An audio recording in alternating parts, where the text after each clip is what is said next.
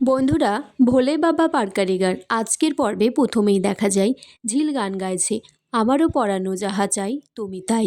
গান শেষে নীলঞ্জন মানে স্বাক্ষর বাবা বলছে, ঝিল তুই যে আমাকে কতটা শান্তি দিলি, যখন তুই বাড়ি থেকে বেরিয়েছিলি তোকে ফোনে পাওয়া যাচ্ছিল না, খুব চিন্তা হচ্ছিল।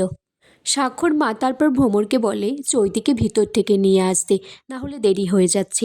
ভ্রমর বলছে তিতির গেছে আনতে।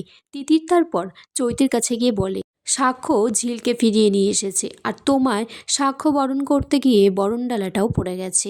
এদিকে সাক্ষর মা ঝিলকে বলছি, তুই এসেছিস যখন ঝিল বিয়েটা দেখে যাস। তখন সাক্ষ্য বলছে, হ্যাঁ মা, ওই জন্য তো ওকে নিমন্ত্রণ করেছি। ওকে আমার বিয়ে দেখেই যেতে হবে, ওকে এখানেই থাকতে হবে, ওর বান্ধবীদেরকেও এখানে থাকতে হবে।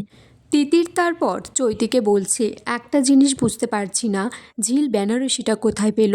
তখন চৈতি বলছে, অত ভেবে আমাদের কাজ নেই, কিন্তু ঝিল এখানে আসলো কিভাবে সেটা জানতে হবে। এমনটা তো নয় যে ওখানে অপেক্ষা করছে, এরপর বস্তি থেকে এসে এখানে হামলা করবে।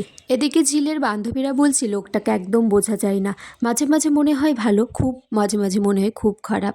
তখন আর একটা বান্ধবী বলছে, দেখ আবার কত টাকা পয়সা দিয়ে গয়না শাড়ি কিনে তোকে পরিয়েছে, যাতে মনে হয় তুই উপযুক্তভাবে এখানে আসতে পারিস।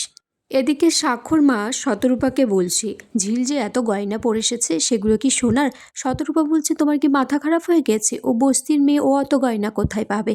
তারপর ঝিলের মা মিনুকে ডেকে বলে যে ঝিল যে গয়নাগুলো পরেছে সেগুলো কি সোনার গয়না? তখন মিনু কিছু বলতে পারে না।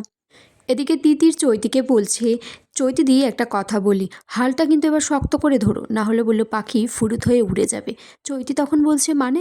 বলছে যে আমি আমার জীবন দিয়েই বুঝেছি। তিতির বলছে, ঋষভকে আমার দিদি ভ্রমর ছিনিয়ে নিয়েছে আমার থেকে। তখন চৈতি বলছে, এটা তো তুমি আমাকে আগে কখনো বলনি। এদিকে ঝিলের মা স্বাক্ষর মাকে বলছে, ঝিল হয়তো এই পার্লারে গিয়ে সেজে এসেছে, ওখান থেকেই হয়তো এই গয়নাগুলো ওকে পরিয়ে দিয়েছে। ও সেজে এসেছে বলেই হয়তো সবাই ভাববে ও আনন্দ নিয়ে এখানে এসেছে, না হলে সবাই ভাবতো ও দুঃখ নিয়ে এসেছে। ঝিলের দিদি মিলি তখন বলছে, আমার বোনটা এরকম সেজে এসেছে, খুব সুন্দর লাগছে, বিয়ের দিন তো সাজতে পারেনি, তাই আজকে সেজে এসেছে। মা তুমি এই বাড়িতে খেটেই মরো, খাটো তুমি, আমি এখান থেকে গেলাম। শতরূপা তখন বলছে, দেখেছো মেয়েটা কেমন বড় বড় কথা বলে গেল। ঝিলের মা বলছে, বড় বৌদি, ও তো এখানে কাজ করে না, আর কাল থেকে না হয় তোমাদের এখানে ও আসবে না আর। এদিকে তিতির চৈতিকে বলছে যে, চৈতিদি এবার কিন্তু তুমি শক্ত হও, তোমার প্রেমের পথে যদি কেউ বাধা হয় তুমি তাকে উপড়ে ফেলবে। তাকে অনেক ভুলভাল কথা বোঝাচ্ছে। তখন সেখানে চৈতির বাবা এসে বলছে, তোরা এখনও গল্প করছিস, নিচে চল তাড়াতাড়ি বিয়ের আসরে। চৈতির বাবা বলছে, আমার সেই ছোট্ট মেয়েটা আজকে কত বড় হয়ে গেল। তারপর চৈতি তার বাবাকে প্রণাম করে আর বলে, আমাকে আশীর্বাদ করো বাবা, আমি যেন সাক্ষর সাথে বিয়ে করে সংসার করতে পারি। চৈতি বলছে, ঠিক আছে আমি নিজে যাচ্ছি বিয়ের আসরে।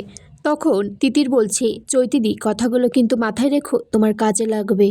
এদিকে বিয়ের মণ্ডপে সুদর্শনা তার স্বামীর দিকে তাকিয়ে আছে, তার বাচ্চাটাও এসে বলছে মা মা করে ডাকছে তাকে। আর এখানেই আজকের পর্ব শেষ হয়ে যায় বন্ধুরা।